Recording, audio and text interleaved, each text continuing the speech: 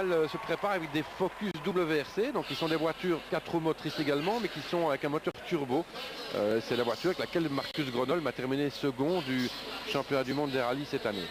Ouais, Marcus Gronholm qui avait le titre en main et puis qui a fait 2 fautes, presque coup sur coup, au Japon et en Irlande. Et l'addition était lourde et c'est donc Sébastien Loeb qui a été couronné, vous le savez, pour la 4e fois. On est reparti, donc Marcus Gronholm sur sa voiture face à Sebastian Vettel, qui en fait n'avait jamais roulé en compétition dans des voitures fermées. Donc, et on regardait les tours préliminaires tout à l'heure, Marc, et il se débrouille vachement bien, Vettel. Tout à fait, pendant les qualifications tout à l'heure, on a pris les chronos et la différence sur l'ensemble de la joute entre Gronholm et Vettel n'était que de 6 dixièmes, ce qui veut dire qu'ici, ça risque d'être serré.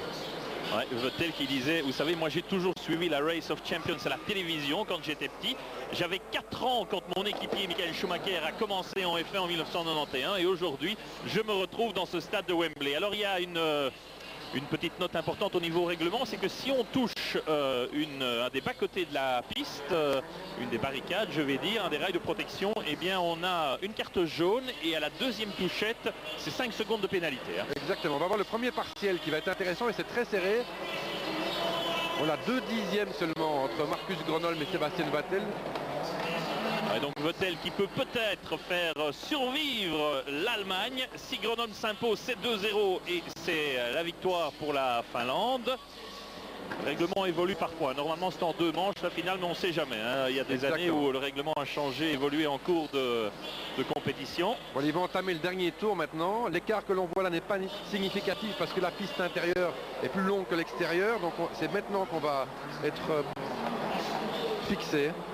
Alors c'est vraiment un show, bien sûr, il faut le prendre comme ça, c'est pas vraiment une compétition avec un grand C, c'est pour plaire au public, c'est une ouverture et le public. Alors attention, l'arrivée, Vettel, Gronholm, ça va être très serré, très serré, peut-être un avantage pour Gronholm, c'est pas évident du tout dans le dernier virage. Non, c'est Vettel qui gagne.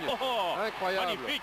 Le jeune Sébastien Vettel qui égalise donc un partout sur une voiture que connaît parfaitement Marcus Gronholm. Chapeau à Sébastien Vettel.